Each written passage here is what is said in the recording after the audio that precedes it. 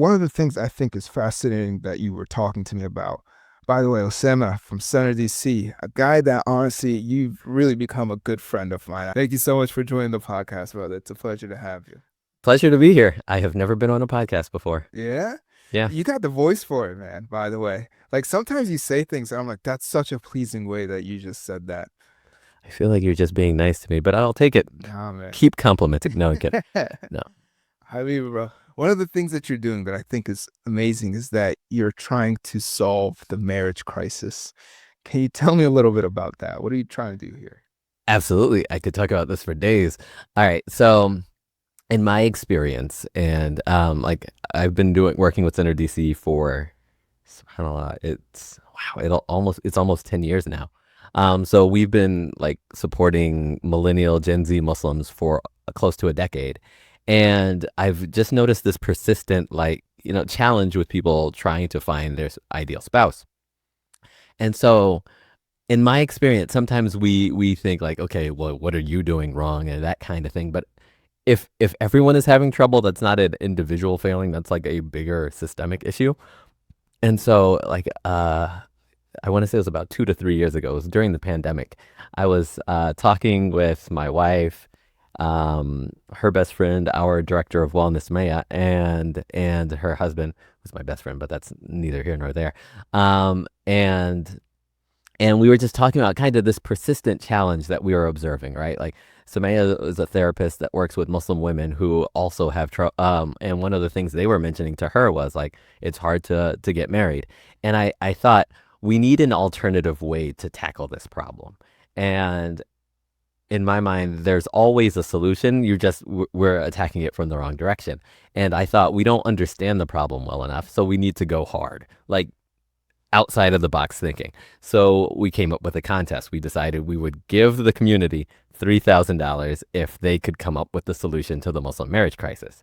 And so I talked it over with our executive director, Lauren Schreiber, super woman, mashallah.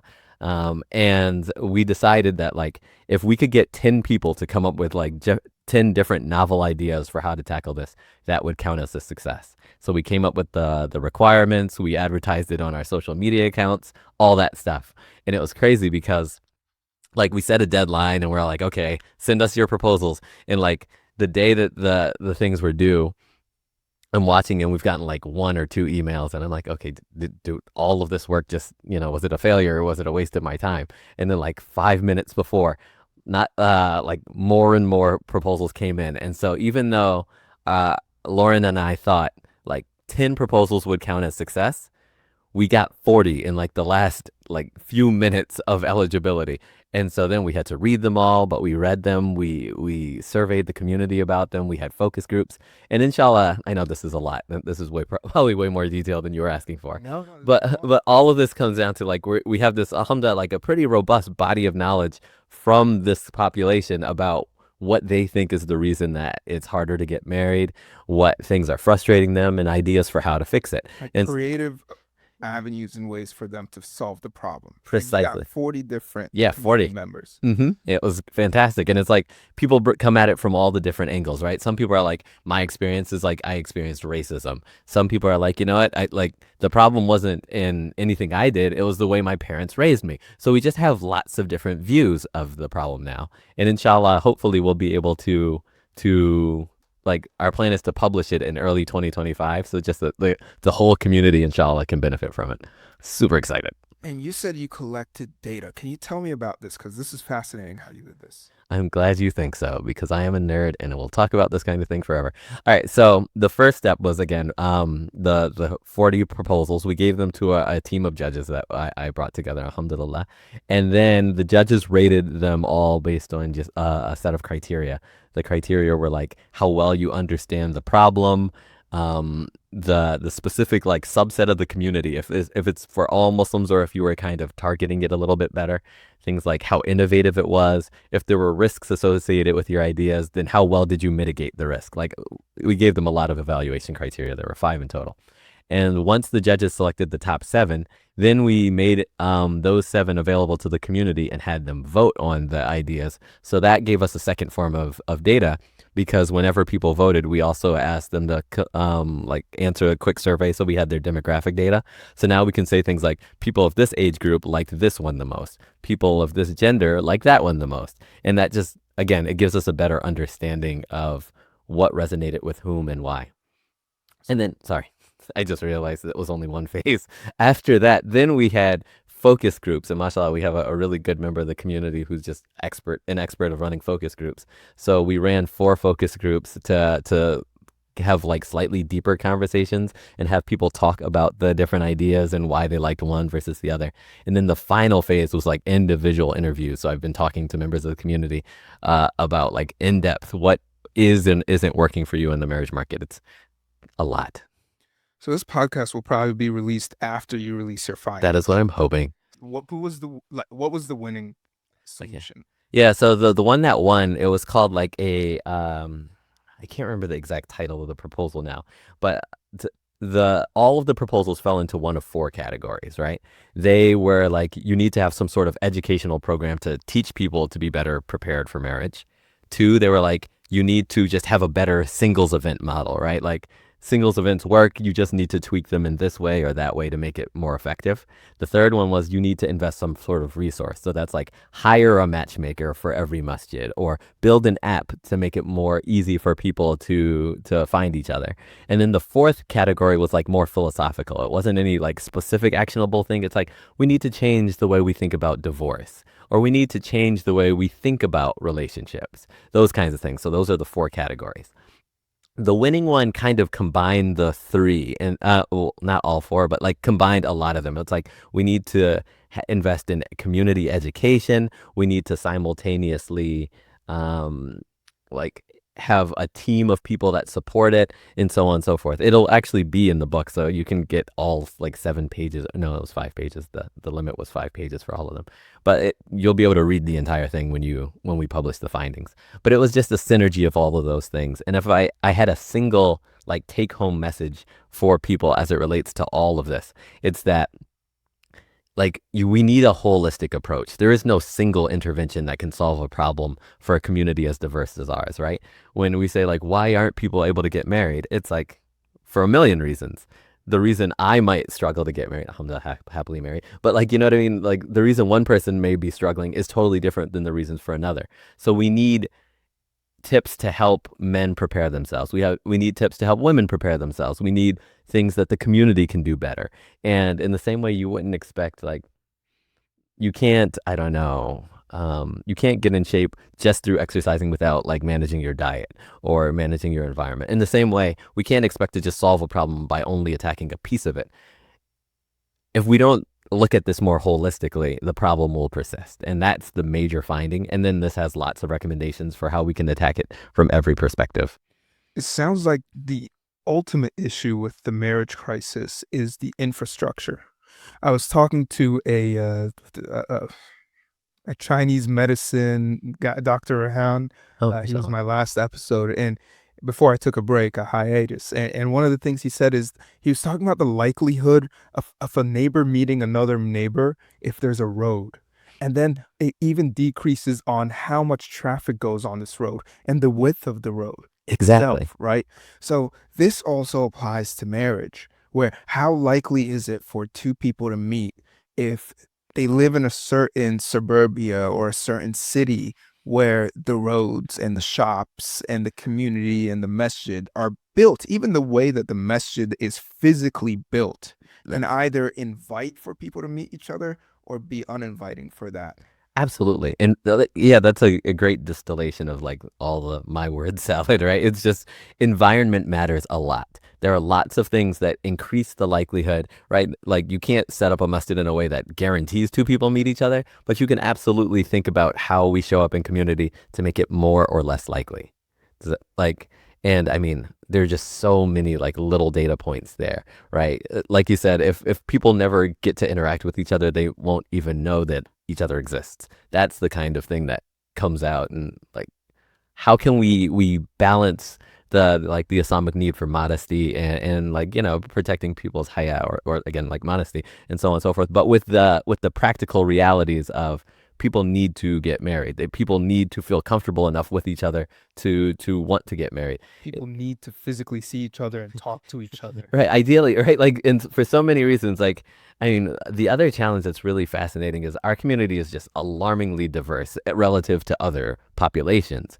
So, like if you talk about, like, I've also read a lot of books on this while working on this project, and it's like small Christian communities will be more homogenous. They'll be more from the same country or more from the same socioeconomic status. So they all have maybe the same concept of marriage. Whereas with like American Muslims, like at any given masjid or mosque, you could have like 30 different countries represented, all of the different like views of marriage represented as well. And so we have to be even more deliberate because we can't take anything for granted.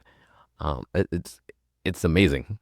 So tell me a little bit, what was the biggest problem that Muslim women expressed in the data you gathered?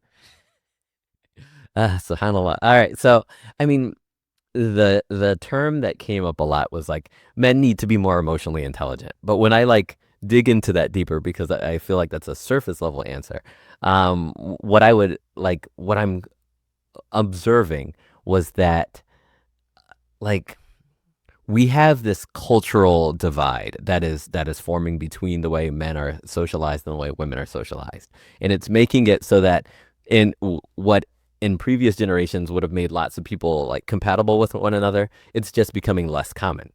And like extrapolating more broadly to just how society works, one of my big frustrations or pet peeves is like we have allowed the American culture war, right, between like conservatives and liberals to be replicated in our communities where we have these really pronounced like worldview differences.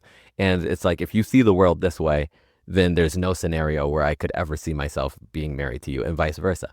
So a lot of women are frustrated by the instances in which men are like just one thing, men 100% shouldn't be saying I expect an obedient wife in their dating profiles and their like meetings with women. Like that's not going to make you an appealing prospect for a Muslim woman.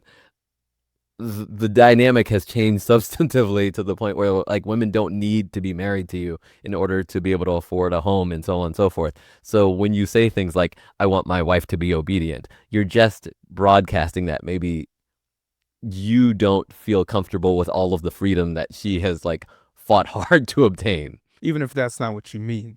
Exactly. I think like some of it is in the like imprecise language we use, and some of it honestly is in just the perception, right? Some of the times when like again you don't just stop at the first question or the first answer to a question, you dig a little deeper. So sometimes people are just like, what I mean by that is like the Muslim community shouldn't be infected by like liberal thinking, and in every way that like liberal thinking has produced this perspective, I want to go the opposite way. And when you actually talk to men about what they're looking for, they're looking for a partnership. And so I'm like, then don't say you expect someone to just do everything you say, because that's not the language of a partnership. Conversely, sometimes that is exactly what men are saying. And if that's the case, like maybe modify your expectations. Like Rasulullah Sallallahu Alaihi Wasallam, like our beloved prophet, peace be upon him, his wives didn't just like uncritically respond to everything he did without any like pushback or anything like that. Like when you read the seerah, the life of the prophet, peace be upon him, there were disputes there. So like I don't know who's convincing us that you can somehow have a marriage in which there are no disputes between you and your wife, that she just will do 100% of the things you said. But that's not a paradigm that's replicated in the life of the prophet, peace be upon him, or one that like reflects the equity that anyone really wants to live in. Yeah, I think it's a read the room problem. You live in a Western society, and obedience in any context doesn't really sound good, other Right. than if you're talking about training a dog. Precisely. So you shouldn't really use it. If you mean something else, use more words, better words. Right. If you mean something else, use those words. And if you mean that, again, adjust the way you think a little bit. There are women, I know women who want a guy that thinks like that, by the way. Oh, you're absolutely right. And that's fair. I just like, so my thing is like, No, but that you are getting a more niche. right, exactly. You're narrowing the pool. So if you're angry that you can't find someone to marry you, and that's like central to how you're doing it, it's because you are asking for a thing that's super rare, or more rare than it used to be, right? Now, if you find someone who's like, no, I want someone to lead my household and so on and so forth, then, peas in the pod, have at it. But I will say this, though, like, we should all be cognizant of, like, that level of responsibility means that more falls on you, right? Like, one of I'm not trying to make this like like score points with my wife here, but like one of the things that is fantastic about my wife is like she's just responsible and smart and capable in so many ways. So I don't want her to just do whatever I say. I want her to use her brain and like she solves problems that I can't solve sometimes. Like that's what partnership is for me. So if you want someone who is just like, yep, I do whatever you say, that may work for you, but just know that your problem solving is now on you exclusively. And that is its own risk. Yeah. Like the Prophet, peace be upon him, was with Aisha from 9 to Radiallahu 18. anha. Yeah. And it is very obvious that he let her grow into herself.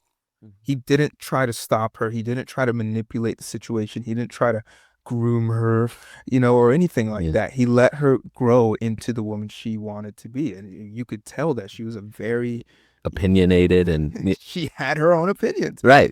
I don't remember which wife of the Prophet, peace be upon him, the one that said that, why are women not represented in the Quran as much as I think they should be, or something like that. And that's where those verses where Allah goes, Yeah, yeah, absolutely. that was one of the wives of the Prophet, peace be upon him, that Yeah. raised that her concern.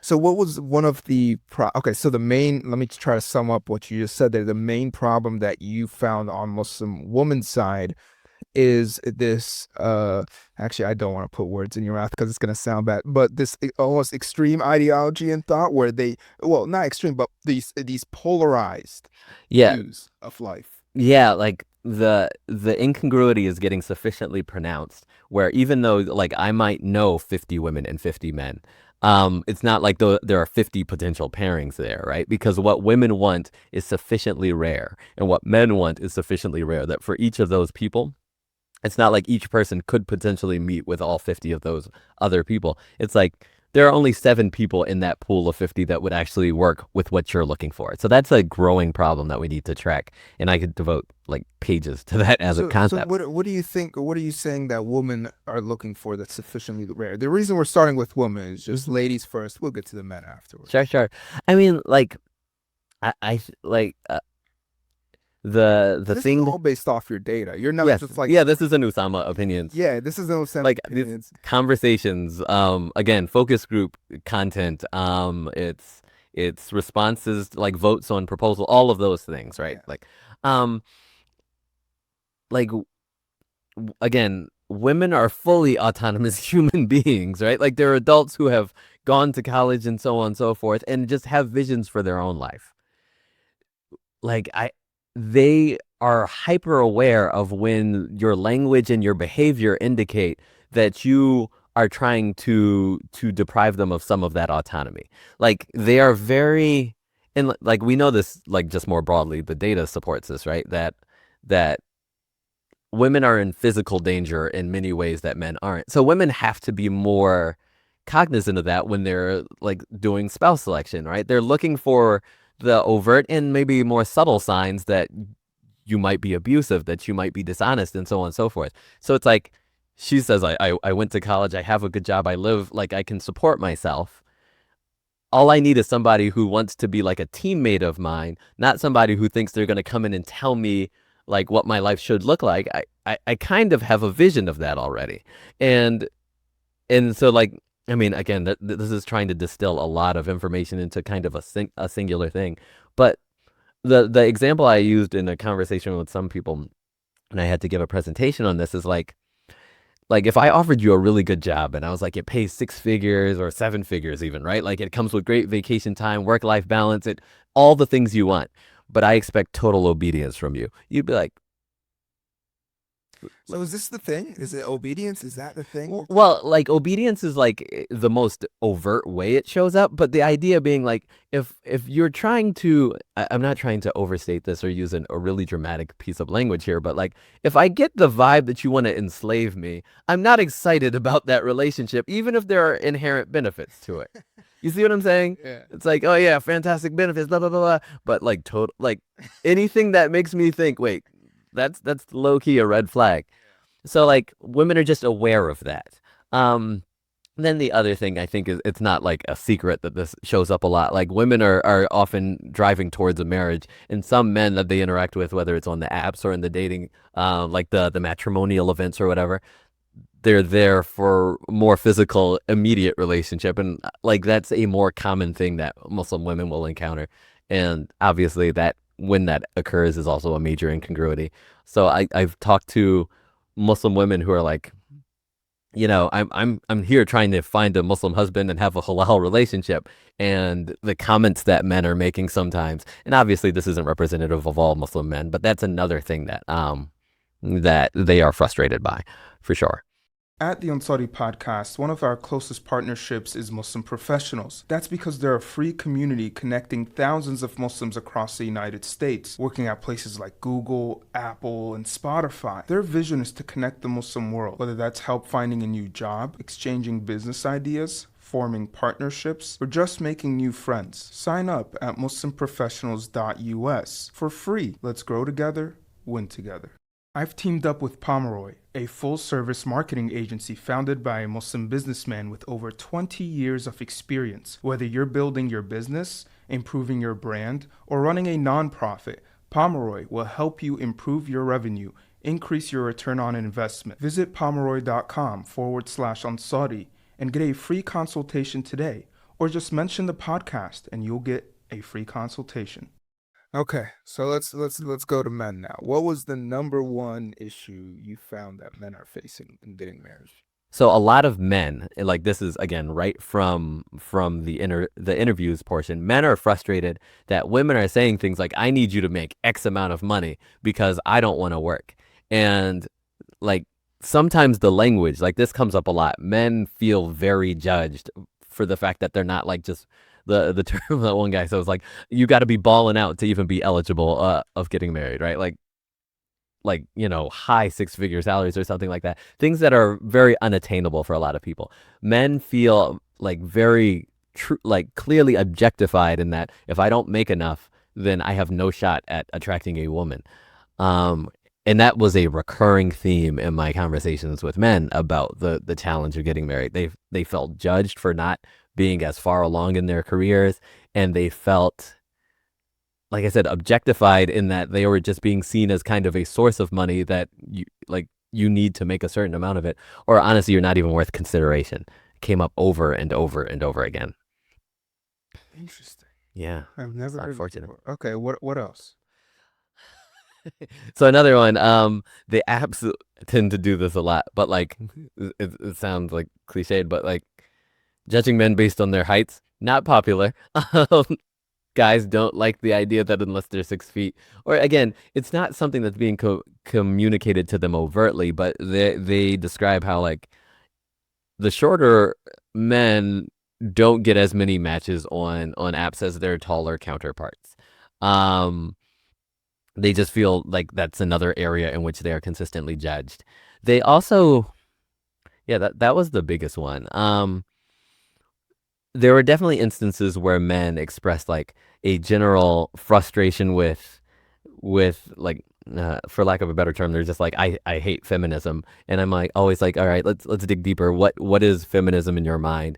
And that manifested as like they were responding to a perceived or experienced antagonism towards men, right? Like the language of feminism sometimes, not always, but definitely sometimes, is like overtly hostile to men's role in women's lives. And they're Men. what? Yeah, Just men. right. Like depending on how precise you are with your language or how intentional you are and so on, sometimes it is just anti-man. Like that is definitely men's experience for sure.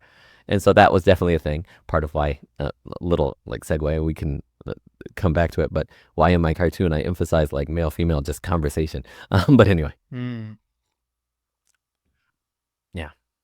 Oh, okay. Sorry. No, I wasn't saying like we don't have to talk about that, right? But I was just saying that is why that was in the cartoon. But but yeah, that was definitely something that came up a lot. It's just like it's not considered quite as bad when people say very harsh things about men, to the extent that like we would all recognize it as problematic. I'm not gonna say I'm not gonna stay away from just like generalities like that. But men felt as though it was okay to insult them in a way that it's not okay for them to insult women. Right. And so it's like as Muslims that shouldn't be the case across the board. We should not be committing dhulm. We shouldn't be harming people regardless of our gender or their gender, right? Like there's no reason for that nonsense. Yeah. Another thing that you mentioned is that 50 people, 50 men and 50 women, yet both of them are both so demanding and unrealistic. I'm putting words in your mouth at this point. It's okay. But so demanding is what she said in what they're looking for that you could find 50 and 50 and none of them match each other. Yeah, more commonly than I would have expected. Yeah, what's go because you're a community leader here in DC. I mean, it's literally in an urban city. There's so many Muslims. What do you think? What's that phenomenon and why is that happening? Like from my perspective, right? This is again, this now we're getting to the more speculative elements more so than like my data says exactly the reasons. But like I am experiencing that whenever a person is at a point of higher demand, um, they feel comfortable being very, very demanding. So what I mean by that is like, and again, we're speaking in generalities here. But if a man is like a tall and handsome and wealthy person, you ask him what he's looking for, and he's all like, "I want a person," and he can get very specific, right? And conversely, with a woman, Building an avatar. right, a little bit, right? Like he's got all the specs and so on and so forth. He feels he can justify doing that.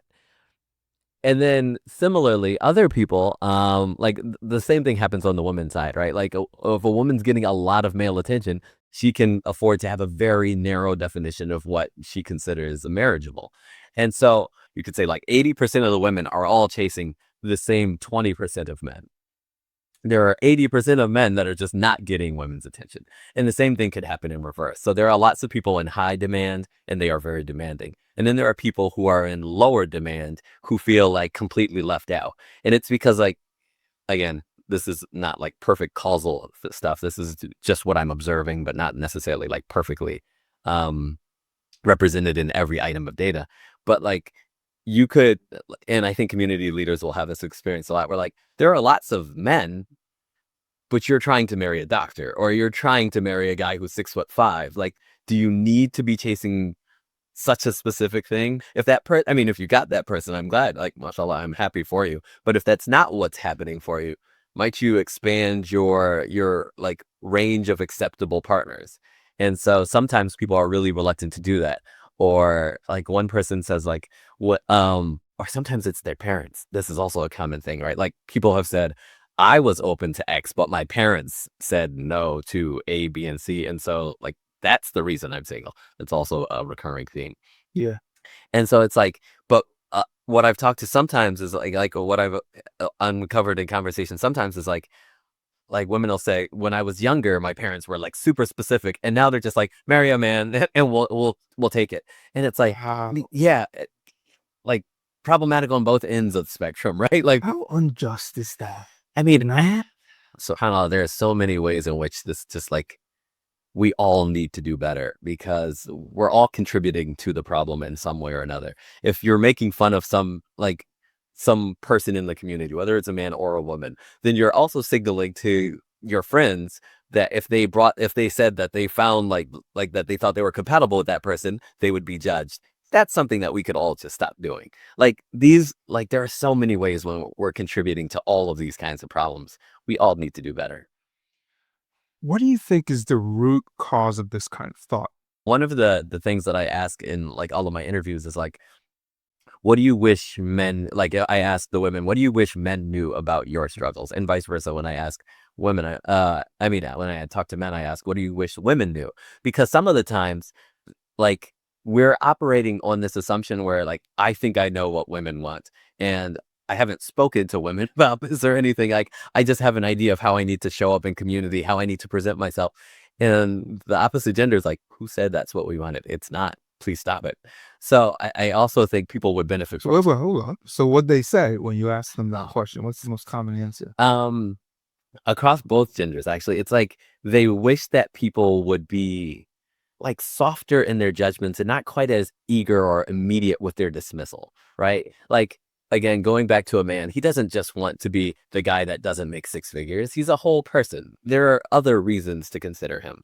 Like for women, they're like, I don't want to be reduced to just like one element, right? Like my age My or Twitter. exactly, right? Like, come on now. Like I'm a whole person. So that kind of came up pretty consistently.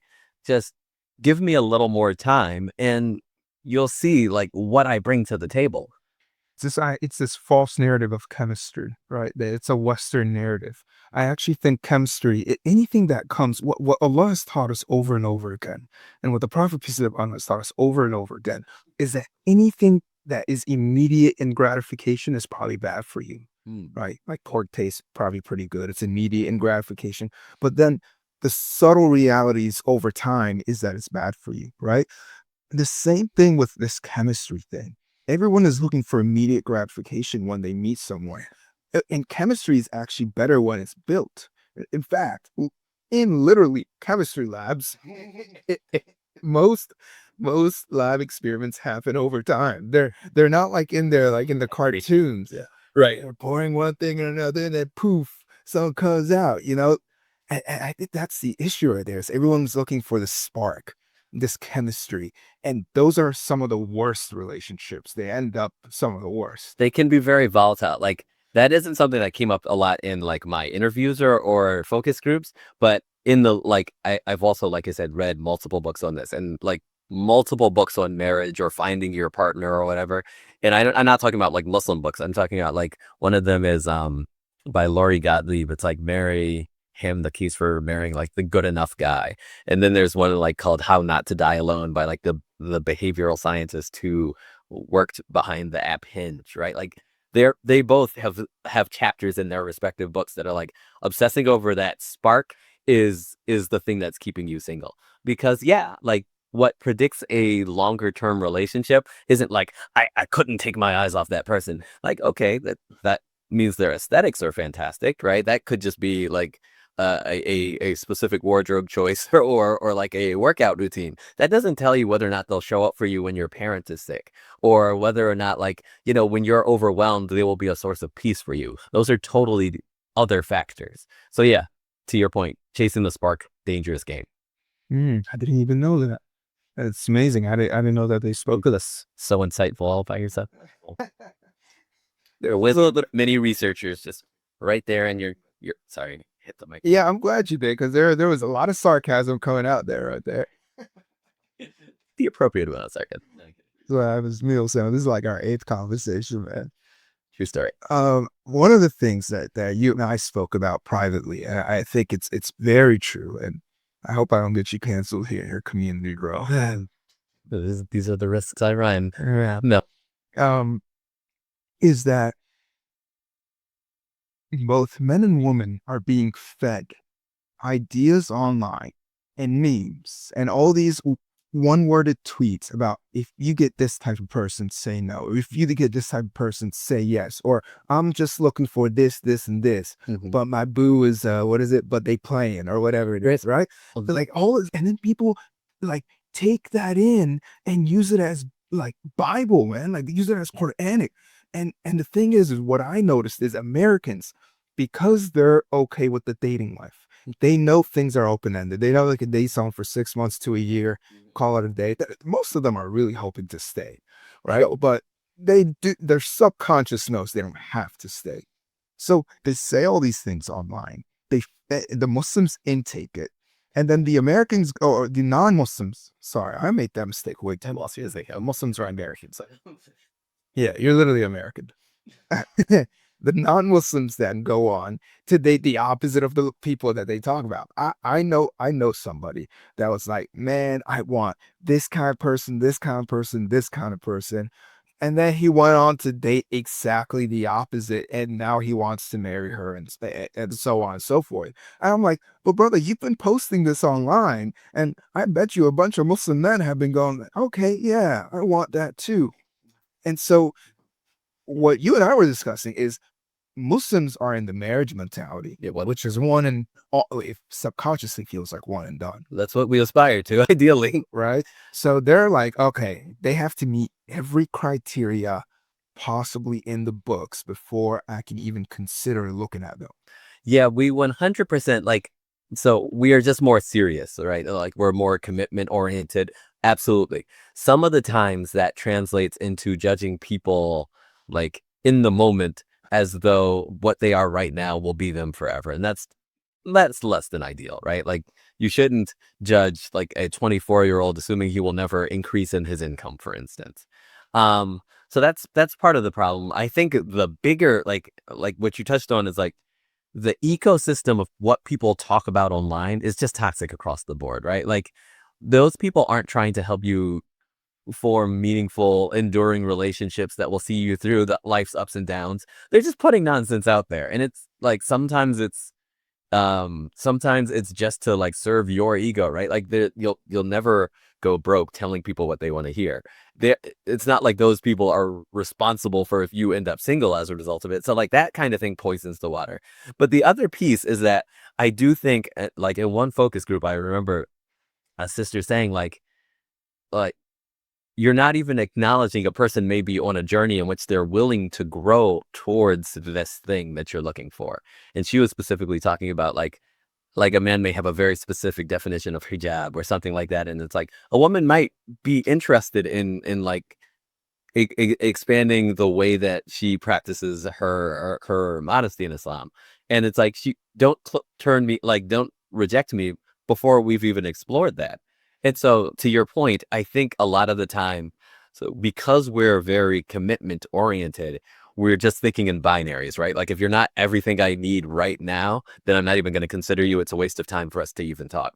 And I understand like don't play around, but also consider that again, a human is always on a journey. Yeah. Well, what would you say to the argument that you should marry someone based off who they are now, not who you expect them to do? These are the questions, right? Like the life is all paradoxes. Um, uh, that's very valid advice, right? Like I think both of those things can be true to a degree. And what I mean by that is that human beings will change is an inevitable reality. There is no scenario where you're like, I married you and like in 50 years, you will be the exact same person as the person I married 50 years ago. So I guess the way to reconcile those two opposing ideas, i.e., that a person may be on a growth journey and simultaneously like um, don't expect them to change, is like marry a person who, first of all, the most obvious advice is just have direct conversations with people. Don't just make assumptions about them. Talk to them. Look for the veracity of what they're saying. Sure, but also like I would say consider what things absolutely are your must-haves, like non-negotiables. Like if in your mind, I'm trying to think of something so extreme that like it would never change. The Obviously, height. what? That's Yes, never changes. yeah, that's a perfect example, right? If you could never be happy with someone who is shorter than 5'4", then don't be all like I'll marry that person and like hopefully I'll just get over it. Like if you can't do that, then don't do it. But like if a person is already building towards something more, and this is, I guess, what I mean about trajectories, right? If I'm in school, I'm not making as much money as I will make when I graduate school. If I am an entry level person, I will likely make more than that as I gain seniority. So some of those are like very natural trajectories. It's like almost inevitable that they will expand or grow with time. And then some of the things are like what you're talking about, like considering is it's the opposite of who you are. I guess again, I'm not in the business of telling people how to marry or whatever. But I guess what I'm saying in a more like concise way is look at the trajectory that a person appears to already be on. Do they seem like they are growing or like trying to become something that is compatible with you? You shouldn't be the reason that they become more religious because like they need to own their religious journey on their own. They need to have the ambition to grow on their own. Marry that trajectory. Don't feel the need to get them at the top of it, but understand like, okay, if I need a person to make this much and like again, I hate to like reduce everything to jobs and incomes, but it's just so easy for the sake of analogy. Like if you need a certain income and a person's in school for that, then it's like, yeah, that's a reasonable expectation. If a person is in medical school right now, it's reasonable to expect that at the end of it they will be a doctor. Don't be like, okay, right now the person is living the exact opposite life of what I want, but I'm hoping they'll change. That maybe is a little unrealistic. Yeah. So one of the things that I think I've been trying to get across to people is the idea that I just went on a rant on. I will just double down on it a little bit. Is I promise you guys, online they'll tell you I just want tall, rich, and handsome, and you see these non-Muslims marrying short, broke, and not that good looking over and over again, and then you're taking that in, and then denying a whole bunch of spouses because they're not Right. whatever You you have the standard that was talked about online. talked about on. I think like online personalities, like again, they're not being held accountable for our single, right? Like your singleness or whatever. Right. So like they can just put content out that gets clicks. Sometimes it's rage bait, like it's intentionally incendiary with the goal of like you'll share something that upsets you more frequently than you'll share something that's just like, oh, that's a nice comforting thought. That's like a reality of the virality game, right? Yeah. So, oh, sorry, didn't want to cut you. No, go, go. So absolutely that. I will say this, right? Like the thing that you're hitting at is I think a lot of the times there is room for you to be happy in a way that that isn't exactly what you're already expecting. And that's what we need to open our eyes to. Like Maybe that's what it is, mhm, right? They say that the thing that brings you uh, depression or disappointment, actually is the better word, is when your reality doesn't meet expectation. mhm. So how do you balance? Basically, everyone needs to. I think the Muslims, both men and women, need to lower their expectations a little bit. But how do you balance that with not lower your expectations in a way where you're getting, Right. a psycho? Thing. Um, so like there's so much language around reducing your expectations and what's a legitimate expectation. The two things I will say is like, there's this book, it's called Love Factually, and like one of the points that it makes is like you have no more than three must-haves. And then all of the other things you want, you consider nice to haves. And I think that that aligns very nicely with our faith because like we are taught that this dunya, right, this material world is imperfect and that like happiness here is not like necessarily, I'm not going to say it's not on the table, but happiness here is in finding contentment with what Allah has given you, right? So I was giving a talk about like this stuff at a masjid locally, and somebody asked me like the difference between like how do you know if you're just taking what Allah is sending you or if you're settling? How do you tell the difference there? And the thing I didn't like have quite the language then, but I've thought about that question since. And what I wish I had told her was like, you know, you're settling when there's something you really want and you're afraid to pursue it, and then you go for something safe and easy. But if Allah never sent you that thing that you want, maybe Allah didn't write that thing for you to begin with. The analogy I think about now is like I'm very like comfortable in my career. I like do like consulting stuff. Um, I would love to be the CEO of like a Fortune 100 company, right? Like and just command an 8-figure salary. But if Allah never gave me the opportunity to be the CEO of a $1 billion organization, I'm not settling to take the job that I'm actually offering. I'm just taking what Allah gave me. So like if you're turning down things that have been offered to you because of an idea of something better that's never actually been real for you, then maybe you're just missing what Allah has written for you. Mm. Does that make sense? Yeah, yeah, yeah. Because yeah. Sorry, yeah, No, no, that's wonderful. Last question for you on marriage. What else do you ask people in these interviews? Yeah. sure. So I ask the same sequence of questions. I ask like, how were you socialized or educated around marriage by your parents? Is- And what's the most common answer you get? I mean, it's divided up, right? Some people are like it was really emphasized at an early age. You need to get married, and oftentimes they ended up getting married earlier.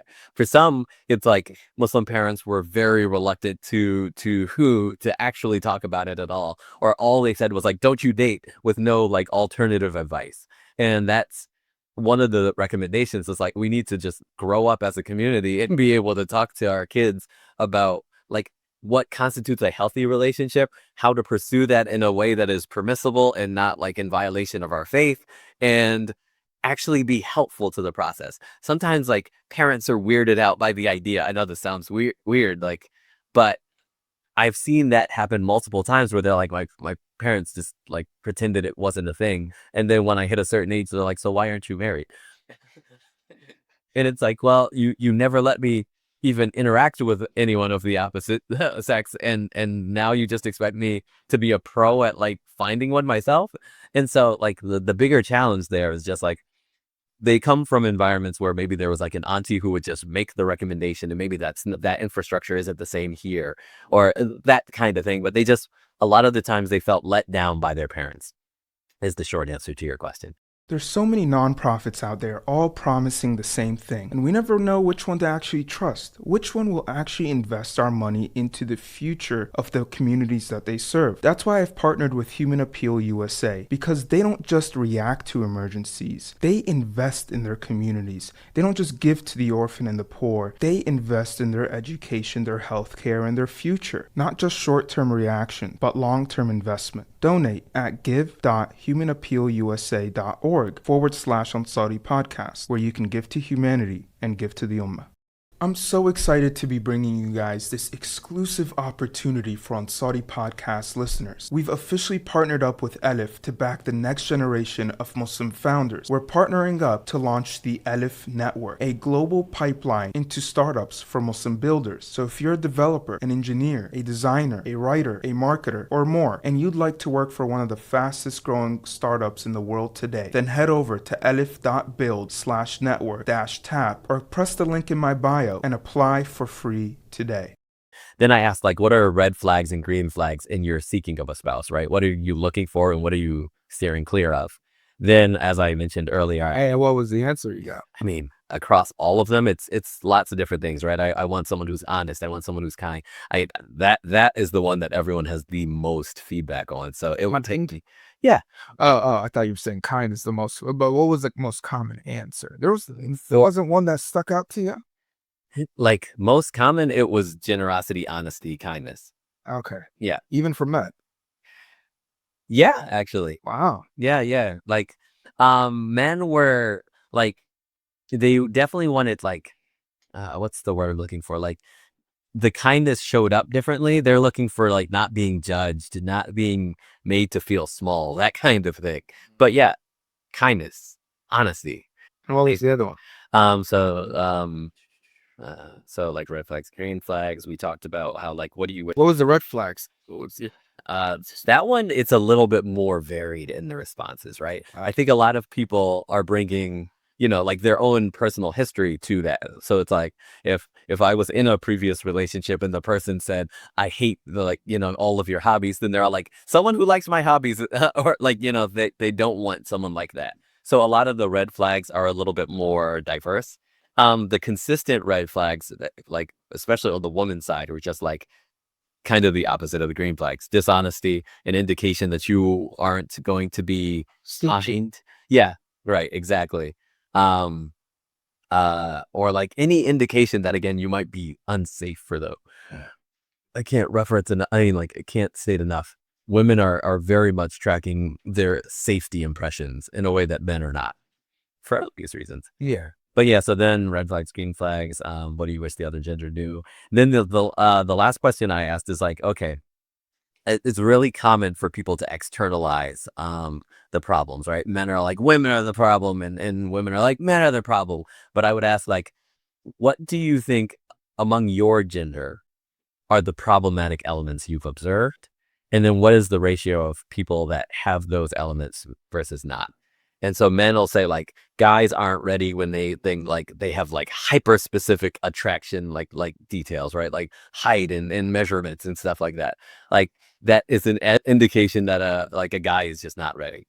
For women, it's like when you won't entertain like the possibility of like when you're very inflexible in your requirements. So again, the kind of the same thing. The other common thing that like was a criticism of like people same gender is like when you're not trying that hard. Sometimes people are like, I want to get married, and then their friends are like, well, what are you doing? And it's like, Well, nothing. So it's like on both sides, the one of the pieces of feedback there was just like, are you doing the work? One person said like you have to actually go outside in order to meet a prospective spouse.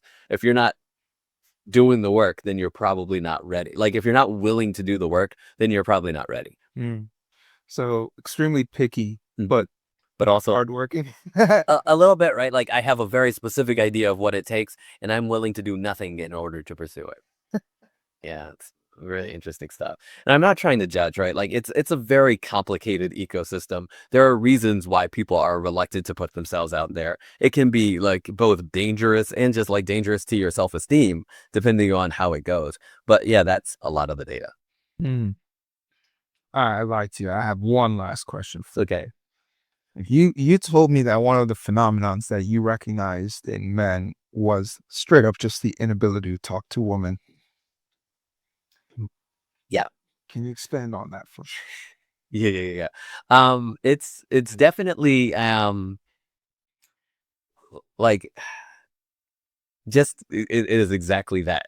Um, uh, there are many instances where, for various reasons, men are intimidated by conversation with women. And it's like I know that as a community, we have a complicated relationship with what's the appropriate amount of gender interaction. That is like not a secret or anything like that.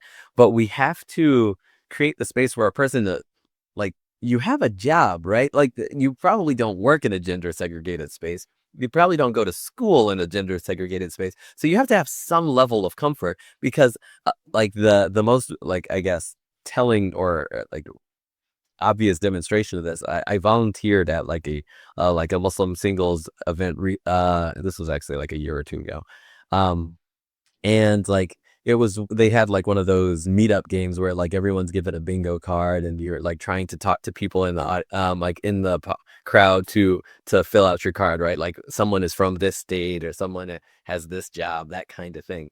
And like there were a couple of men who tried to get their whole bingo card completed by just talking to other men because they were like afraid to talk to the women. And I'm like, bro, this what do you think you're here for? Like you got to talk to women here.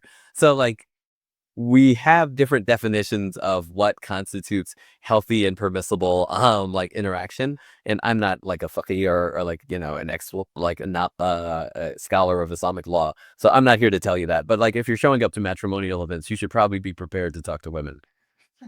Like I mean, while you're saying this, what I'm really thinking about is the fact that we tell Muslim women that you are the precious, the hidden, and that you shouldn't put your honor on the line and go up to a man and so on, and that a man should come up to you. And then we're also conditioning men not be to talk to totally women, afraid of talking. Yeah. totally afraid to talk to women, and then their interactions become non-Muslim woman or porn. Yes, 100%. That is part of the problem, right? It's like exactly that. And this is what I mean when I say like the just fundamental realities of what our female and male community members have going on makes it less likely for any like if a woman's just waiting to be approached and a man's afraid of approaching, then no one's going to they could actually be perfectly compatible, but that's not going to happen. If They like removed it from the culture. It used to be part of African culture. The cultures that Muslim diaspora come from, Africa, Middle East, Asia. I feel at some level within those original nations and cultures, there's this understanding that as a man, you if pursue. you pursue, Interesting. you have, it's a part of bravery.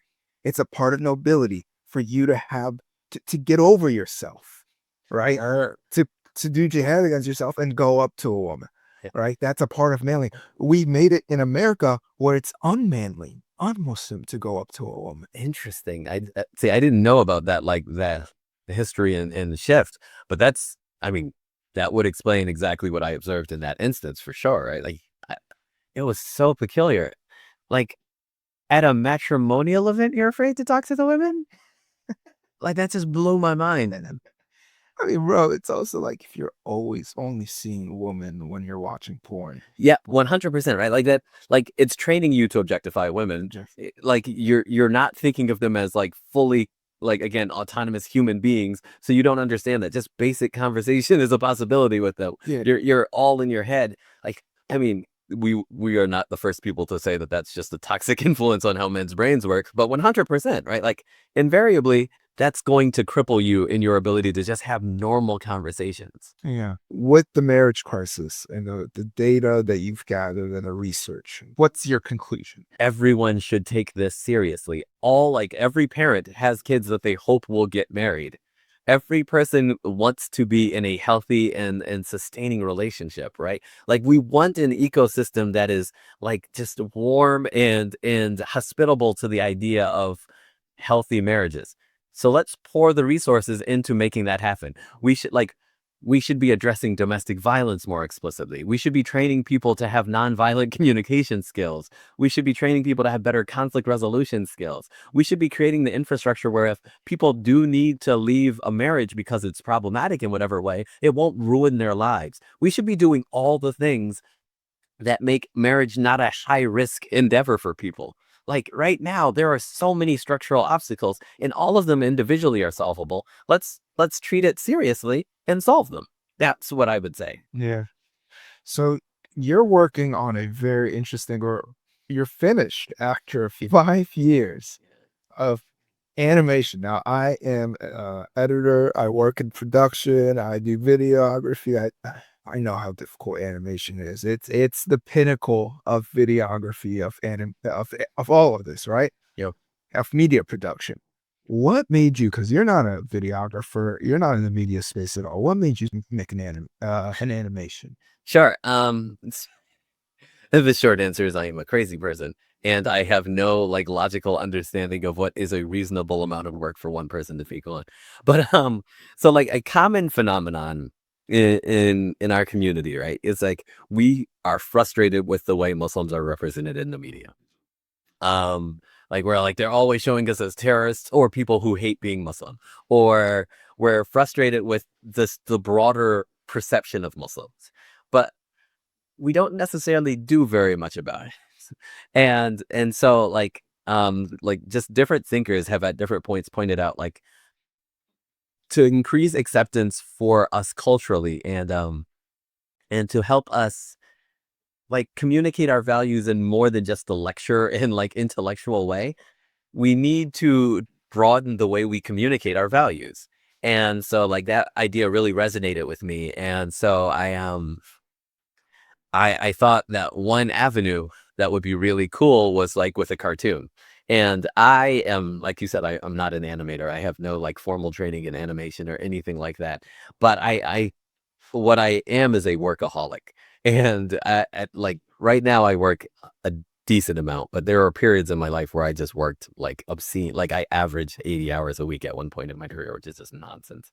Um, and so I got to a place in my life where I had some extra free time, and I thought to myself, now's the time I can take on this task of making this Muslim cartoon, this idea, this animation that would represent all of the ideas I wish people knew about Islam. And it's not like it's about Islam; it just has two characters that are Muslim, well, three characters that are Muslim in it, and it was really labor intensive. It's 22 minutes at about 10 frames per second, and some of it's at 20 frames per second. One scene I think is even at 30. So in total, it's about 15,000 drawings.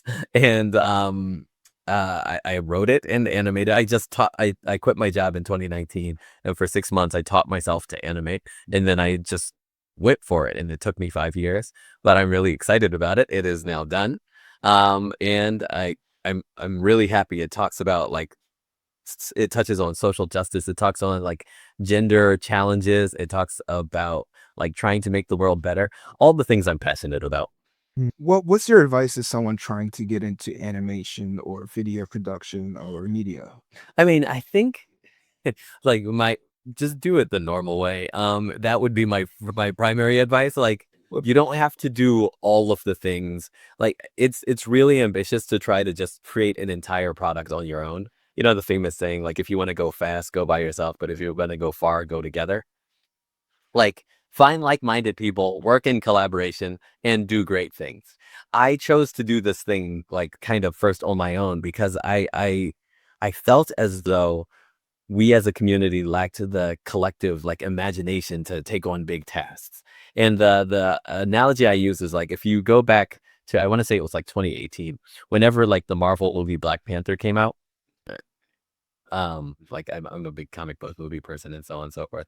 But like before that, there were very few movies, cartoons, or whatever that were aimed exclusively at like a black audience that got large budgets because there wasn't a lot of confidence that like the American black community could even do like could spend enough to justify it, right?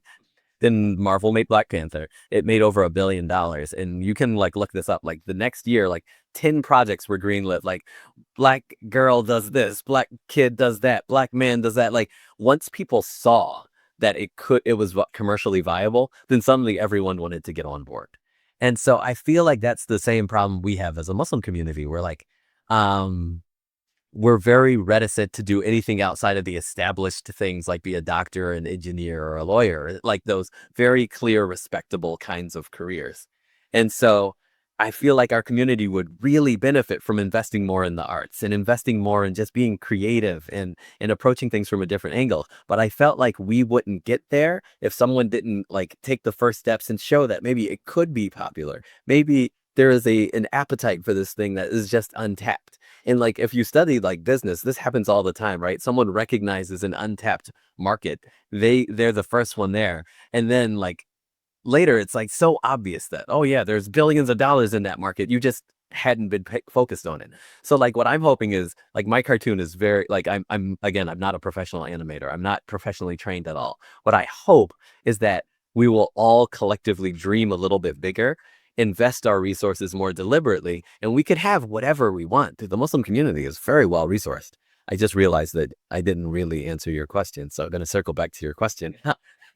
What would I say to someone who wanted to get into animation in this space? I would say like the traditional roles still work. Like go to school for animation, go to school for creative writing, learn the skills to do this professionally and have like mastery of it. Well, like the version of my cartoon that's like now ready for debut, hopefully by the time this airs, it's just available for people. Like I had an earlier version that I showed a member of our community who, mashallah, she's like brilliant. She went to Cornell and studied writing. And so she gave me really useful feedback on parts of my cartoon that like didn't quite work from a writing perspective. And I fixed them. Our community benefits from people who are able to pursue those avenues of education. But if again we're forcing everyone into the same 3 careers, then we're pigeonholing ourselves and limiting our capacity to produce. The fact that we think we can just doctor our way Right. out of the political economic crisis facing our world today. Precisely, right? It's like doctors have their place, engineers have their place, lawyers have their place, but everyone has their place. Stop thinking that there are only 3 viable options, right? Like we also need journalists. And alhamdulillah, I have met some really awesome journalists, so we're getting better about that. But like, yeah, the ratio of people doing one thing versus another, we could tweak that a little, right? Bro, in the Washington Post, you're looking at an Israeli like soldier also writing articles. Precisely, right? Exactly. Like we're frustrated by the fact that that like we're only hearing one side of a story, but also we actively discourage our children from developing the credentials and skills to represent the other side of that story. And it's like make it make sense. It's like the Washington Post isn't pro-Zionist by nature. Right. It's pro-Zionist because a lot of Zionists work at the Washington Post. Precisely. And it's like that across every issue. Like one of the things but exactly right though, right? Like I've talked about this or like when I've given talks here at CenterDC is like we will believe the prevailing, like we will recognize the contradictions between how the media represents us and the reality of our experience, but we won't necessarily recognize the urgency of telling our own stories. And it's like if other people aren't trying to tell our stories appropriately, we can't just shake our fists at them. We should get better at telling our own stories. And that requires investment. And the same way we push our kids again to the same like 3 careers, let's be more strategic and more like open to alternative paths to like realizing your potential. And it's left a lot of people bitter. You know, I find that a lot of people are bitter with where their life has ended up, especially within the Muslim American community. Oh, that's unfortunate. And the reason why I find that to be the case is whenever I see someone trying to reach to the top, it's Muslims trying to pull them down. Because like I didn't pursue my dreams, you're not gonna pursue your dreams. All right. And that's like the Zionists don't do that because they're all pursuing their dreams. They really are. Well, that's a generalization. I was gonna say that's pretty broad. Well, you will find Zionists in very random fields, man. You'll find comedians and you'll find artists and journalists and lawyers and doctors and politicians Oh yeah, and APAC represent like they're 100%. Like I think part of what like what you're naming here is just like this idea that all of us are stuck in like individual survival as like the pinnacle, right? Like I am trying to maximize my personal income, or I'm telling my kid to maximize his personal or her personal income. And like, let's be for real, like as far as jobs go, medicine is just up there in terms of just straight up potential for compensation. So we're very short-sighted and we're just like, do it.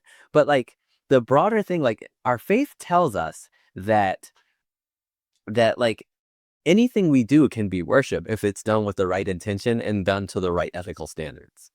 And so we need to transcend this idea of like, I'm trying to maximize my income. And maybe that will translate into like supporting like good causes, or maybe it won't.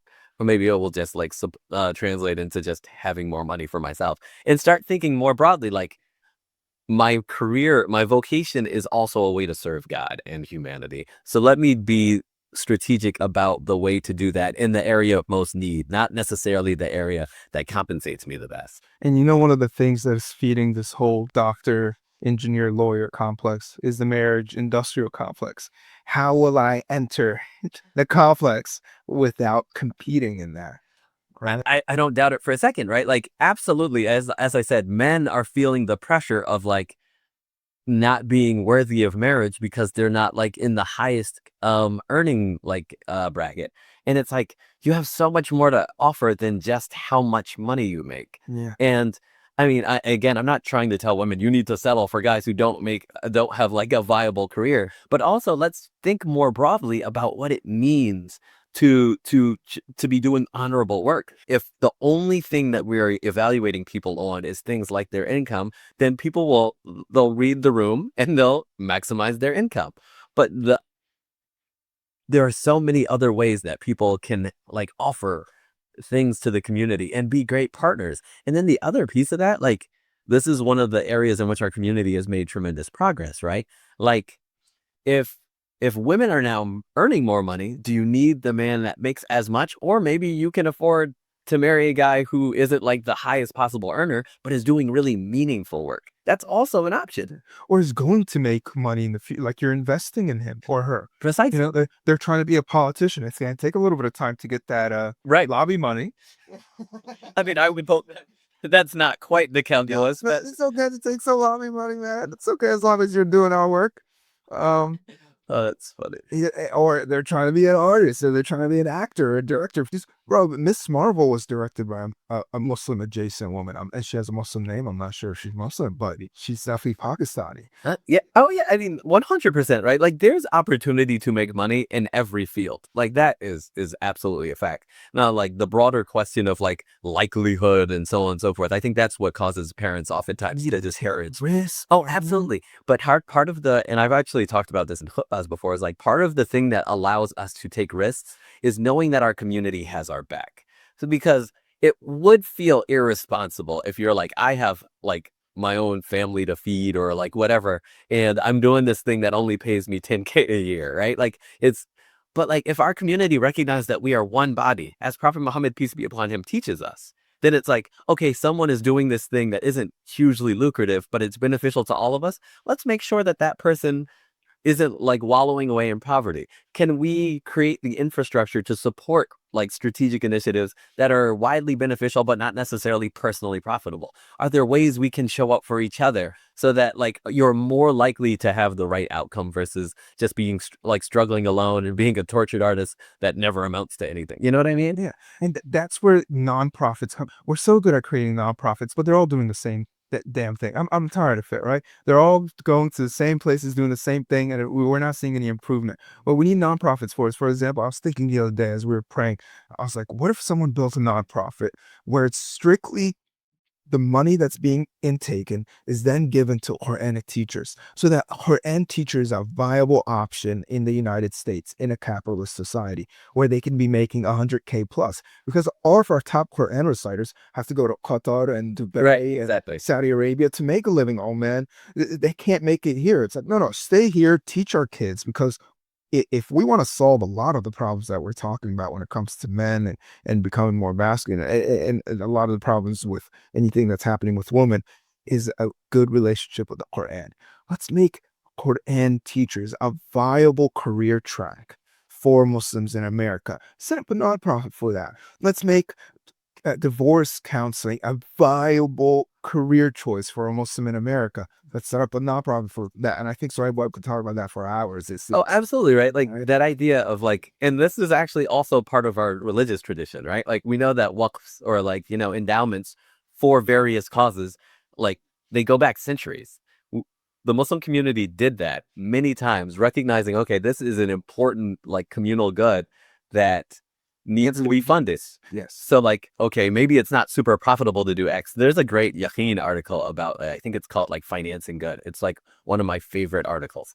And it's just about that idea that it started with the principle of sadaqah jariyah, right? Like the idea of like a continuous charity. If you do something that is good and it like precipitates more good, then you keep getting the blessings for it. I talk about it all the time here at CenterDC. I call it like, it's like a reverse pyramid scheme or an upside down pyramid scheme, because the Prophet, peace be upon him, teaches us that if like you do a good and it causes good, then you get the blessings for the initial and for everyone who continues it.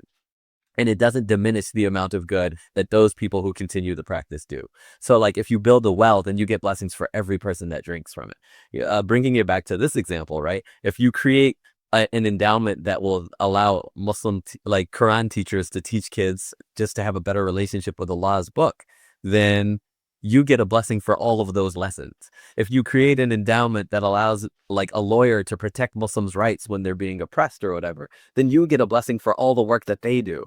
And we should just be thinking about like, we should be exhausting ourselves and looking for opportunities to step outside of a very like singular or like myopic career track and start thinking, what are the vacancies? What are the gaps? What I'm hoping happens with this cartoon is not like, oh yeah, Osama becomes the like worldwide cartoonist. People ask me like I've shown the community and they're like, when are you making another episode? And I'm like, I'm not a cartoonist. Like I did this once to kind of show people this is viable. There are more talented people than me out there. I want everyone to see the possibility to pursue atypical pathways that serve the community. And like, we can all benefit from that and we can all get blessings for that. And yeah, it starts with creating the nonprofits that fund the things that maybe are less financially viable on their own, but have incredible communal benefit. Yes. And one of the things that you told me in the car that I was so fascinated by was that the founder of, or a co-founder, I think that's a big deal, make a difference of CenterDC, there was a day and night difference when she was able to quit her day job and become a full-time employee working it CenterDC. fundamentally changes the game, right? Ended it, right? Yeah. It's, bro, I get people, it's fine, but I get some people complaining in the comments about the ads. Oh, there's so many ads. There's so many ads. It's like, I don't do this for free, brother. You know, Right. No, that's real. this costs a lot of money to do a podcast. Oh, it does, right? Or any kind of podcast. I won't put myself on as the example. But if you don't want the ads, then promote and donate or give that money to these podcasters like the Thinking Muslim and Blogging Theology and the Ansari podcast. You know, and so that they can quit their day jobs, work full time, remove the ads, and you could stop complaining about it. Enjoy the show for free. Absolutely. Like Lauren is a beast, mashallah. She was killing it when she was doing another job as well. But just necessarily like going from having to squeeze this in after work to being able to commit yourself fully to it, it's a qualitative difference in how much time, how much of your thoughts, how easily you can do things well. And it was definitely huge for us when that happened for CenterDC. Like we wouldn't be this large if that hadn't happened. And similarly, like that's the case with everything. So if we want podcasts, if we want cartoons, if we want, like the community has to show up. Fund it. Exactly. What were we? So you can watch my cartoon, and then more cartoons can happen. No. Exactly. No, you're right. What were we talking about in the car about resources? I was asking you because you were here for the Medea Benjamin Code Pink episode. Mhm. And I was like, what makes, like, she is a Jewish woman, and it seems like she is our most powerful weapon. Yeah, definitely an incredible ally. Anyhow, Paul, I always use the wrong word. It's like the obedient thing. You know, she is our most powerful ally. There we go. Against the Zionist machine. It's like we need a Jewish person to help us with a Zionist, pilgrim. And then you said something good. So yeah, I think it's two things, right? Like I think talking about her specifically, it's always really powerful when someone from outside of a cause advocates for it, because it's like, are you just complaining because it's happening to you? No, that's not the case, right? And oftentimes when people advocate for Palestinian liberation and just safety and treating them like humans, people will call them anti-Semitic. And so she is like a counter to that, because she is not anti-Semitic. She's a Jewish woman, and she's just recognizes the humanity at play here. So she is fantastic in that regard. But the point you made in what we were discussing, what you're alluding to, was one of the things that I pointed out was that part of the phenomenon that makes her impactful, and she said this, she said it herself, was like, I'm retired. I have the bandwidth to take this more seriously. Some of it's just about number of hours you can devote to showing up. And I reference, I can't remember the author of this book, but there's a book, I think it's called Billionaires. And it just one of its points was there's no amount of volunteering I can do that is the equivalent of a billionaire on the other side, because that person can, with a thought, create a think tank in which they employ 10, 20 PhDs, experts. And those people are just cranking out think pieces and white papers. They can just generate hours of labor in a way that I am capped off at whatever time I have outside of my day job. They can just make that 10 or 20 or 50 people's day jobs. So with the work that we as Muslims are trying to do, right? Just making the world safer for Muslims in America, advocating for our values and all the ways we'd like to be a net positive for the world. We have to similarly invest the resources that allow people to be able to commit to these projects full time, not just squeeze it in when work is not as busy, or when, before they have kids. Another thing that's common, right? You can do a lot when you're young, and then once you grow up a little and you have a family, you can't be a volunteer anymore. Well, if this was your day job, you having a family wouldn't matter as much, because you need a day job in order to support that family. So absolutely, our community is not poor resource-wise. We lack the vision some of the time. So organization. Exactly. So we need to pour resources into funding the kinds of work that matters, and so on. Yeah, for sure. And a creative funding, right? Yeah. Not the same old. Bro, I'm gonna say this. It doesn't make me happy to say this. I'm not gonna lie, but I think it's necessary at this point. I'm done with it. I swear, every day a new organization for nonprofit for refugees is getting started up by some Muslim, and it's rebuilding the wheel. And they're like, "Oh, but we focus on wells." I'm like, "Oh my god!" Another place does, Helping Hand does wells too, but Yeah. I'm so tired of it, man. No, that's really funny, right?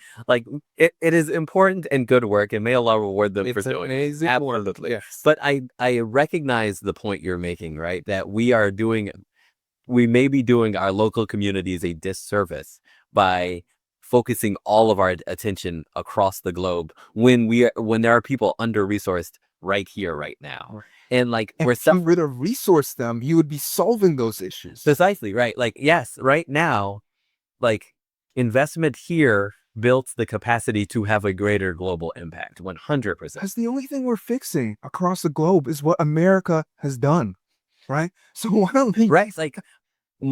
Absolutely, there are multiple instances in which the crisis that we're trying to solve with our donations are just the products of a war that we fought. And it's if we just got better at influencing policy so that we didn't go to that war to begin with, we wouldn't have to pour millions of dollars into trying to repair the damage that that war wrought. Right. Absolutely. We're a one-trick pony Zakat. Exactly. We're just like charity, charity, charity, charity. Absolutely. Like I said, I'm not trying to diminish the work of helping people who are greatly underserved, but I do think that we need to be more deliberate about how we allocate our resources so that, like, absolutely, building capacity here is more impactful than maybe sometimes one-off activities that there. I'm not trying to imply that like specific things like, support my cause is more important, but I do want us to start thinking more critically about what gets us to a place where less of that form of charity is necessary, right? Yeah. And that's exactly what the scholars that led up to and assume the best from what we're saying. If you're Of course. after us explaining ourselves multiple times, gonna still assume that we're saying giving to poor people is bad, that's on you, brother. Uh, I'm sure that like we have explained ourselves. I'm sure we will have no negative comments. that's oh, assume the I know nothing right? about the internet. It's okay. We don't look at the comments anyways. But yeah, so that's me is like I'm always trying to figure out like, what's the gap and how can we fill it? So like I love this community because we are very interested in taking care of our people. We survey, we do annual surveys, we do listening campaigns. We try to really understand what our community needs and then do that. Our marriage solution competition was like in response to a broad community need, right? I passionately believe that you can't be mad if people aren't like enthusiastic in supporting your community, if the people in leadership in that community aren't like actively trying to identify problems for them and solve them. Like that's to me my job as like part of leadership of Center DC is like if you have a complaint, I should be concerned about it. Yeah, hey, that's it, like the scholars that were leading up to Salahuddin that put this infrastructure in place for Salahuddin to become a product that he began. It is what it is. All right. They literally Palestine was occupied at that point. Mm. They wanted to free Palestine. But they said, okay, let's fix the problems, the keystone issues first, which will lead to freeing Palestine. They had a long-term vision, a long-term vision, rather than just sending money to Palestine to trucks that are rotting in front of the gates and can't even go in. And all that money gets thrown away. Right? No, I absolutely right. It's kind of like when you're right in the middle of crisis, it's hard to be strategic and long term, right? Like if I like were to stab you in the leg right now and you're bleeding, I'm like, but what you really have is a vitamin deficiency. And if you like started eating more of this fruit, then that deficiency will ultimately go away. You're not even listening. You're just like, but blood is leaving my body in this moment. And like, well, like it's hard for us to be quite as strategic when we're watching atrocities happen. Right. So agreed wholeheartedly with everything that you're saying, but also like I understand the like visceral reaction we have to like horrific things that are just broadcast across social media, and then wanting to solve it in the only way we know how, which is like donate to people who are trying to do aid work, even if we know that unfortunately that aid work isn't quite as impactful right now because they're being blocked and sometimes the aid workers are being murdered. Yeah. Yeah. Horrific. More times than Yeah, some, unfortunately. for sure. Yeah, brother. Do you have it? Honestly, the thing is with you, I could talk for you forever. It's an hour 40 in. We're an hour 40. Yeah, yeah, Oh my yeah. God, That's this is like you're an easy two. So, do you have any thoughts that we didn't cover, or that's all the questions that I have for you? how question for you. Mm. You didn't tell me what you thought of the cartoon yet. Oh, dude, I loved it, man. I actually forgot midway that it was yours, and I was like just genuinely listening to it because the content of the story itself was great enough where it completely went over the animation not being Netflix production. And that's a key, man. Is anyone that's gonna start something like this should go down that route, that South Park route that you took, right? Focus on the content, focus on the writing, and the animation. Yeah, Leave it to where it I has don't to. like, I think like when you're just thinking of art more broadly, the medium that you select is less important than the message that you are trying to convey, in my opinion. I think there does have to be some overlap, right? Like don't choose the worst possible medium for your expression. But also like I think like especially now, AI can produce pictures so much better than anything I could ever draw. Like that's just an unfortunate reality. I'm also not a trained artist, so that's not quite the same thing. But the point is like, um, but the ideas, like ideas are what art is really about. It's about like disclosing elements of yourself, communicating what's inside of you, doing that honestly and doing it creatively. And like you tell on yourself when you participate in any form of artistic expression because like you don't even know why this resonated with you or why this you thought this joke would be funny, but it's who you are. And so like when you watch my cartoon, it's like it's those are just clearly Usama jokes. And my wife, when she watches it, she's like, that person just talks the way you talk, like no one else talks that way. It's like these are she's right though. It's Usama in a 22-minute video. And yeah, sure, there are fight scenes and all of that jazz, but really it's just me trying to convey ideas about how I think we can make the world better. And like calling attention to the ways in which maybe we have blind spots, because that's the thing that like really frustrated me about like our social justice discourse, which is like the theme of the cartoon, was like, again, we jump on bandwagons and we don't like take control of like Muslims should author our own vision for what social justice is. And I felt like we weren't doing that. I felt like we were just joining other people's social justice movements. And so I was like, what if I put something out and just like let people see my vision for what that looks like a little bit. It's not the most like central element, but it's very much there. It's kind of impossible to ignore when you watch it. So how did you come to the conclusion that you could best portray that with fight scenes, agents, and a dialogue between a brother and sister on manhood? Well, to me, it's like it's about target audiences, right? Like, who do I want to reach most? And I feel like to some degree, you're always producing for yourself. Like Yangu Sama watched a lot of anime, right? I got really enthused about like Dragon Ball Z fight scenes, and then as I got older, like Naruto fight scenes, and like all of these things. So like that is the audience that I feel like I wanted to reach. And then the second piece is like there is a crisis of vulnerability where men are less likely to want to disclose their emotions. And so I wanted to make that a central element of my story and show like why that was the case. A lot of the times in our again, in our social justice discourse, um, like there is oftentimes a conflict in which like women are more woke than men, right? Like that's a very common refrain. So I kind of reversed it here where like the boy is the one that gets like marginalized a little bit and like has to express his emotions. And like I don't want to spoil too much, but that was the intentional thought. I wanted the girl to maybe say something that was out of line, the boy to be hurt, and for them to just talk through how that felt and why each one of them showed up in that conflict the way they did. I thought that was an important element. So it stops the action a little bit, but I thought it was very important to the theme. It was very action packed, so it's okay if you took some time for that. For 22 minutes, which is like roughly the length of like one of those cartoons you watched on Saturday mornings as a kid, there are like 5 different action sequences. There's a lot of character development. It's a very dense cartoon. It is. And they always did like what you did in the thing, which is describe the enemy. It's like, oh, he's very powerful. He noticed myself. You're just like, shut up, dude. Shut up and fight, man. I say every anime, I'm like, shut up. It's so funny. They'll like be like a sword will come at them or a bullet and it's coming slow motion. They're like, I can't believe it. He shot me. Should you speak? Be right here. Oh, it's analysis skills, right? Incredible. I'm like, bro. Exactly. Like you don't understand how fights work at all. You know, less monologuing, maybe more dodging.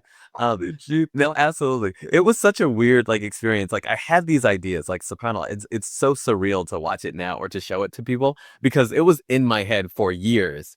And then, like I said, it's close to 15,000 drawings, and so for years I was just working on it myself. And then, like little by little, like animation is thankless in that for a long time you have nothing to show for it, and then all at once you're like ta-da. And so it's like my wife would like come in my office. I have like office at home, and she'd see me like acting out the fight scenes and thinking through, all right, start right, then get punched and right hook. And she's just like, okay, that's Osama being weird. And then like at another time, I'm like, there was a scene where I needed to like draw the Muslim girl. Her name is Devanica. Uh like just looking a certain way. And my wife was busy at the time. So I was just like, how would that look? And I like grabbed one of her hijabs and threw it on and like took a picture of myself. And she's like, what are you doing, Husan? Like later she sees it and is like, what was that? And I was like, I just needed that expression and I needed to be able to draw it. So it's a lot of weirdness that allowed me to make this thing happen. But the end result is something that I'm kind of really happy about. I love that, man. What I love about it is that you took on the mundane. Yeah. And I will keep on talking about this because I think you're the one that actually our conversation inspired that in me. I think I'll talk about this on the podcast forever after that, which is the power of the mundane. If you can get through gritty, boring, and it shouldn't be boring to you completely. No, but it has its moments, right? It has its moments, right? Like 100%, it is thankless. And I think that sometimes we're like too preoccupied with like immediate gratification, right? And subsequently, we only want to do the thing that is high visibility and so on. Whereas like making a cartoon is just staying home. Like a friend invites you out and you're like, sorry, I'm behind on my own timeline here. So I just got to fix the mouth flaps. Like there's a lot of dialogue in my cartoon. My cartoon is very dialogue heavy. And like just making them move their mouths move, it is aggressively uncreative work. It's not cool. It's not satisfying. It's just like, okay, for this conversation, I need 97 different mouth moves. Like most words are like 2 to 3 frames just to pronounce them. Things you never think about when you're just speaking. But like most words require that you do 2 or 3 things with your mouth. And when you're animating and you're trying to lip sync, you have to do each one of those individually. Animation definitely makes you feel the power of Allah, like SubhanAllah. Like For every second of like existence requires so many things to go right. Absolutely. Like again, a cartoon's animated at 10 frames per second, which means that every second you watch, I had to do 10 different drawings. And if like 2 people are on the screen fighting, that means I had to draw 20 people, right? Like I had to draw them both for each of those 10 frames for 1 second of action. And it's like that across the board. It was nonsensically difficult. This is why I'm saying, like, don't try to do what I did. This was not the smartest way to use my time. I'm very happy with the output, but there are easier ways. Yeah, yeah, no, incredible, mashallah, man. And I mean, it's the same thing with the podcast. A lot of people see the end result. They see It's this kind of fantastic, by the way. oh, I thank you, brother. Yeah, I mean, I can't tell if you say that because you're right here or that you've been with me for the last 6 days, but we'll take it anyways. The compliment. I like what you're doing, and clearly it resonates with people. It has only grown with time. That's not an Usama opinion. That's a fact. Yeah, alhamdulillah, alhamdulillah, all from Allah. Always. But, bro, most of the time, I'm sitting there in the dark or in the daytime when other people in my family are doing a lot of more fun stuff than me. And I'm sitting there for hours editing. And I didn't know how to edit when I started. Yeah. I started off literally knowing nothing about media. And it took me hours to get out a single clip. It takes me, and for the reels that you guys see on YouTube, that takes me 6 to 12 to 24 hours to make. Just one 60-second video. And I've done this for 3 to 4 years. If you want it, like your destiny, your passion is when what Allah wills for you matches what you will for you. Your will and God's will come to me, and that is your destiny. But if you're not willing, right? Yeah. Allah's always willing. You got to do the work. Absolutely. But Allah promises us, right? Like when we go to him walking, he comes to us running.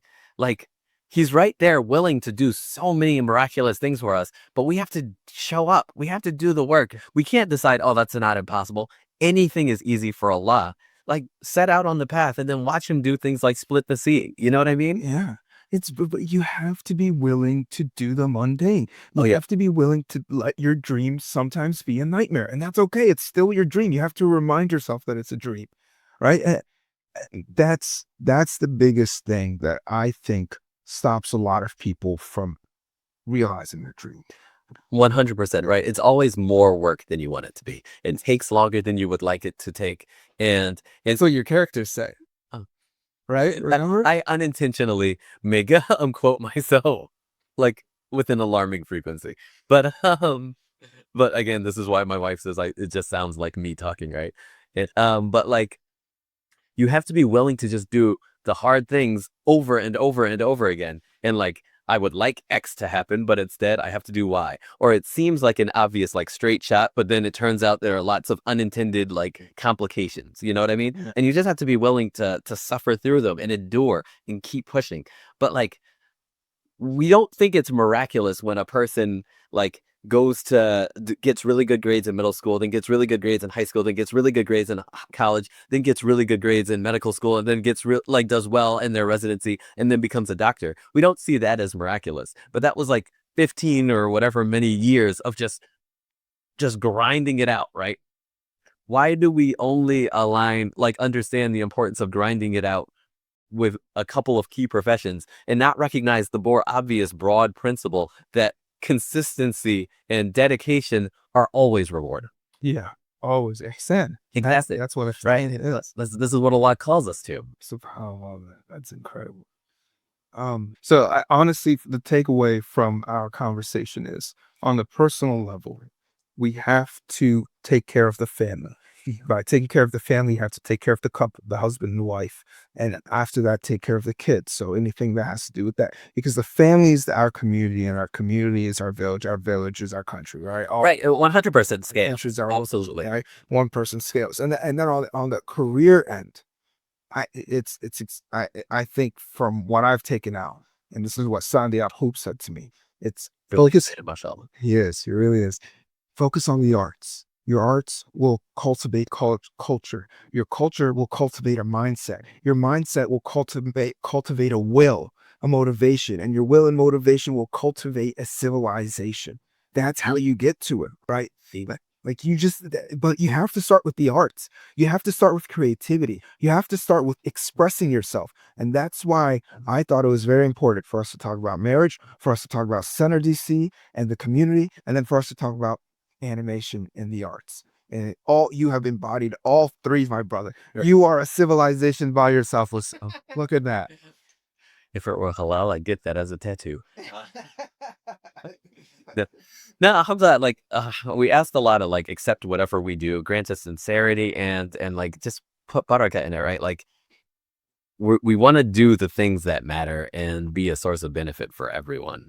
And I try, I fall short many a time, but that's all we can do is our best, right? Yeah.